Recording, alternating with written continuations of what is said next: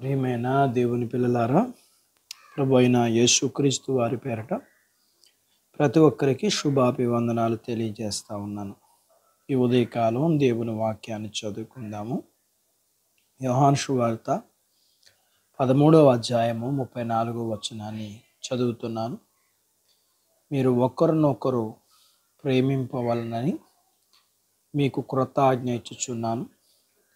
నేను మిమ్మల్ని ప్రేమించినట్టే మీరును ఒకరినొకరు ప్రేమింపవలెను. దేవుడు తన మాటలు మనందరి కొరకు దీవించునుగాక. ఆమేన్. ప్రియమైన దేవుని పిల్లారా, దేవుడు లోకమును ఎంతో ప్రేమించును.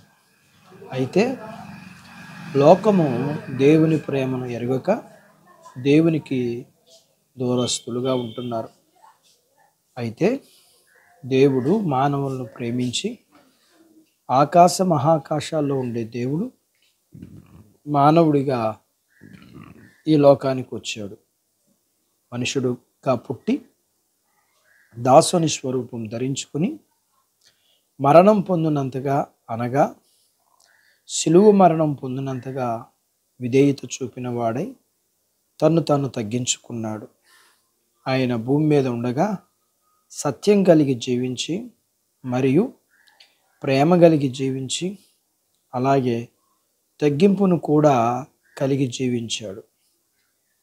ఆయన చివరి రాత్రి భోజనములో పస్కాను ఆచరించే దాని దగ్గర రొట్టెలు, కాల్చిన మాంసం, చేదు కూరలు కాదు కానీ ఆయన చేసింది ఆ సమయంలో చేసింది వేరు. ఆయన శిష్యులు పాదాలు కడిగారు. అంతేకాక పాత నిబంధన పస్కా కాక క్రొత్త నిబంధనగా రొట్టెను, ద్రాక్షారసాన్ని ఇచ్చారు. ఒకటి ప్రేమ, రెండోది జీవాహారం, మూడోది జీవజలం.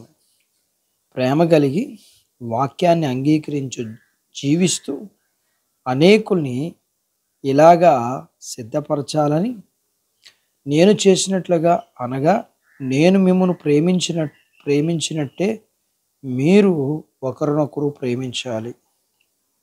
దీనిని చేయనప్పుడు నన్ను జ్ఞాపకం చేసుకోండి అంటే కన్నీరు కార్చే విశ్వాసిగా ఉండిపోతున్నావు.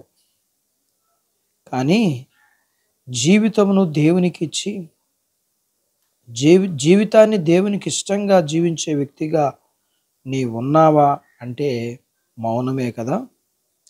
పస్కా అంటే ప్రభు బల్లారాధన అంటే రొట్టె, ద్రాక్షారసం, పశ్చాత్తాప ప్రార్థన, బల్ల తీసుకోవడమే కాదు, ప్రేమ కలిగి జీవించటం, ప్రేమ కలిగి మాట్లాడడం, ప్రేమ కలిగి బ్రతకటం కూడా అని తెలుసుకోవాలి. అట్టి బాధ్యత దేవుడు నీకు దయచేయునుగాక. ఆమేన్. ప్రార్థించుకుందాం. మమ్మల్ని మిక్కిలిగా ప్రేమించిన మా ప్రియ పరలోకపు తండ్రి, మీ పరిశుద్ధ నామాన్ని బట్టి మీకు వందనాలు.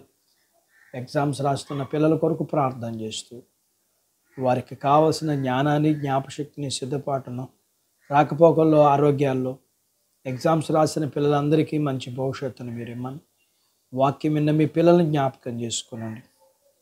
మీరు ప్రేమించినట్లుగా మీ పిల్లలైన వారు ప్రేమ కలిగి జీవించటానికి, ప్రేమ కలిగి మాట్లాడడానికి మీరే సహాయం చేయమని, ఆయన మీ పిల్లల కుటుంబాలని, వారు కలిగిన అంతటిని దీవించమని, చిన్న బిడ్డలను, యవనస్తులను, వృద్ధులను, స్త్రీ పురుషుల్ని, గర్భిణీ స్త్రీల్ని, గర్భం లేని వారికి గర్భఫలం, గర్భం కలిగిన వారికి ప్రసూతి, తల్లి బిడ్డలకు ఆరోగ్యము, ప్రతి వారు చేసుకుంటున్న జీవనాధిపతులు, వృద్ధాప్యంలో ఉన్న వారికి ఆరోగ్యం, వీరి పొలాలు, పశువులు, జీవనాధిపతులు, ఉద్యోగాలు, ప్రతి వాటిని మీరు ఆశీర్వదించమని, ఎండ నుంచి ప్రతి వారికి భద్రత ఇమ్మని, తిరిగి మీరు మాకు మంచి వర్షాలను మీరు అనుగ్రహించమని యేసు ప్రభువారి పేరట ఈ ప్రార్థన మీకు చేస్తున్నాను తండ్రి. ఆమేన్. దేవుడు మిమ్మల్ని దీవించునుగాక. ఆమేన్.